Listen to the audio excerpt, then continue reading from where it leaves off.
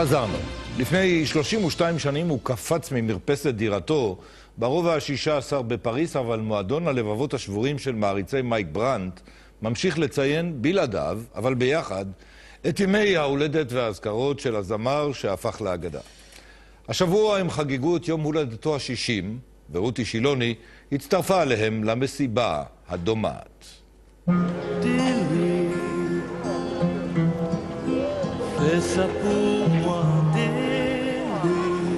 ואם אי פעם תבוא לבקר, תדע לך שיש לנו המון מה לספר, ואם רק אז היית יודע את שאנו חשים, בטוחה אני שהיית נשאר בין החיים.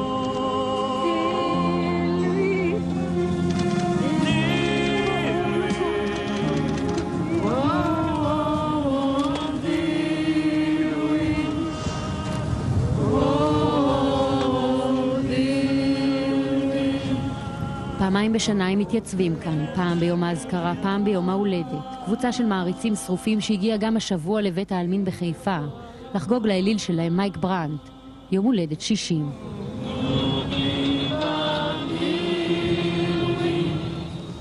לא נשכח אותך מייק. איש שמך ברור.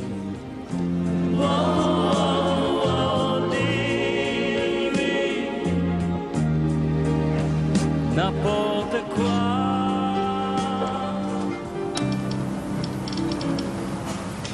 Laisse-moi t'aimer toute une nuit. Laisse-moi toute une nuit. כל פעם שאני שומע את Laisse-moi t'aimer, נותן לי זץ כזה, צמרמורת בכל הגוף. צביקה היה צעיר רק ב3 שנים מאחיו משה ברנד מוישלה בפיקולם. יחד גדלו בשכונת העוני בוואדי בחיפה, משם יצא מוישלה לכבוש את העולם הגדול. אמי ואנוכי נסענו לפריז, לא האמנו שמייק עשה כזו הצלחה. זה פשוט לא להאמין. לימוזינות ומטוסים פרטיים ונהגים פרטיים לא האמנו שלכאלה רמות, לכאלה רבדים הוא הגיע.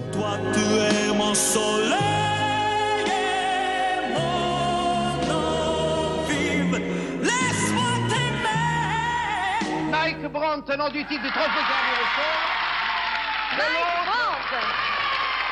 מייק ברנט.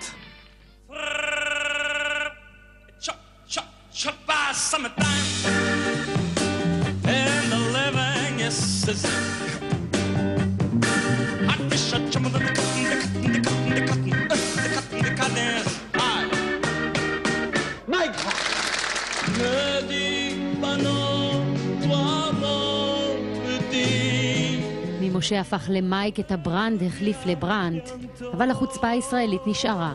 את מילות השירים הוא קרא בעברית, והפך בן לילה לאחד הזמרים המושמעים, הנערצים והמצליחים בדורו.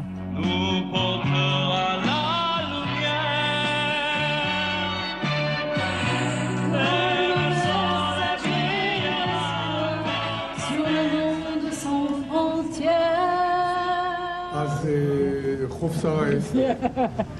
כאן מייק התחיל את הקריירה. איפה זה היה? איזה קומה? לא שמעתי את ההתחלה. זה כאן, מתחת למרפסת. מתחת למרפסת. יש שם תריסים ירוקים. תריסים ירוק בהיר כזה. רבים מהמעריצים של מייק רק נולדו כשגדל בבית ברחוב שרה בעיר התחתית, בן לניצולי שואה. לא דיברו על השואה בבית, אבל הייתה הרגשה כל הזמן. ואנחנו גדלנו כילדים מאוד מאוד מאוד רגישים. אתה הסתכלת על מייק, היית צוק, ראית משהו חזק, משהו שמקרין כוח, אבל זה לא היה נכון. הוא בתוכו היה רגיש ומאוד שברירי.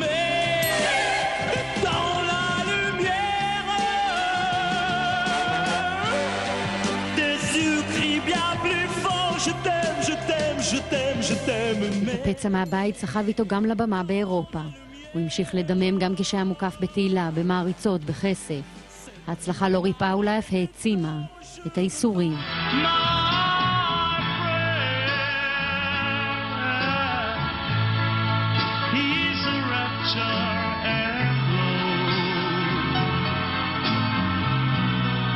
Wish the world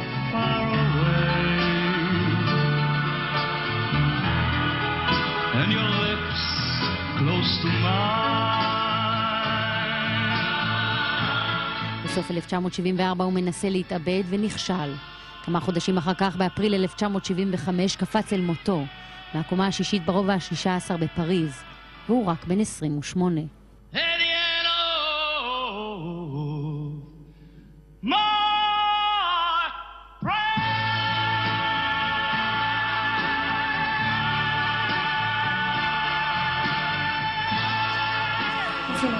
זה האלבום בעצם הכי מפורסם שעשו עליו, שכולל המון המון תמונות.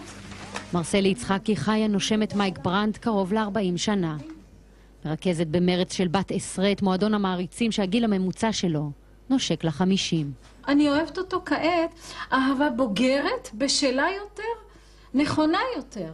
אצלי, אגב, הסיפור האישי התחיל כבר בגיל 12.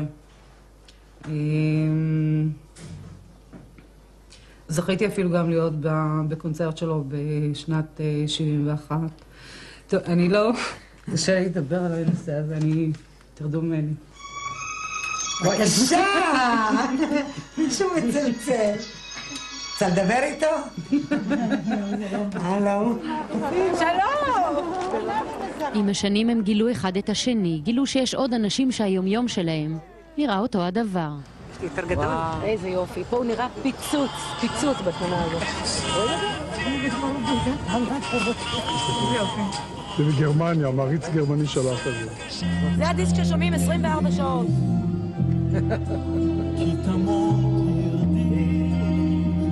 אצלי באוטו שומעים אך ורק מייק ברנט. בעבודה, הטפט על המסכים של המחשב, אני עובדת עם שני מחשבים, בשניהם יש תמונות של מייק. להיות מעריצה של מייק ברנט זה אומר שכל בוקר שאני מתעוררת, אז אני שמה את הקליפים שלו, ככה אני מתחילה את היום. חלק מהחיים שלי, אני מנסה להתחקות אחרי הדמות שלו מבחינת המראה ומבחינת כל דבר שאני יכול להשביח ולספר על האיש הגדול הזה.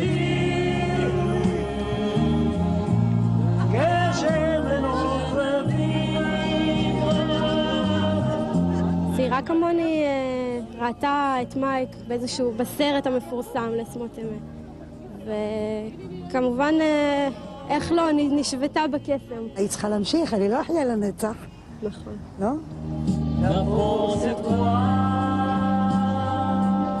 לא רק הווה יש בשגרת החיים, גם יסורי מצפון. ואם אנחנו צריכים באיזשהו מקום לכעוס, אנחנו צריכים לכעוס על עצמנו. זו תחושה נוראית, כאילו, אני אומרת, אם הייתי יודעת שזו התחושה שהוא חש, הייתי מפגיזה במכתבים, הייתי מנסה לעשות הכל. La pluie me rappelle l'Irlande est si belle et quelques fameux whisky.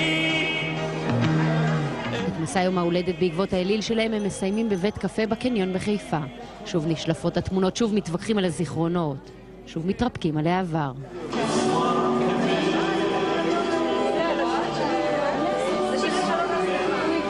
נשאר לנו אגדה, וכמו שהוא נשאר, עם היופי האלוהי הזה שיש לו, ככה אנחנו זוכרים אותו. אם הוא היה מזדקן, יש לשער שבגיל 60-65 הוא כבר היה שיבה, אבל עדיין יפה תואר, עדיין מהמם, ועדיין הקול שלו. כולם חושבים שזה מייק, אבל זה אני. שואלים איך מייק היה נראה היום, יכול להיות שהיה נראה כמוני. צביקה, צביקה.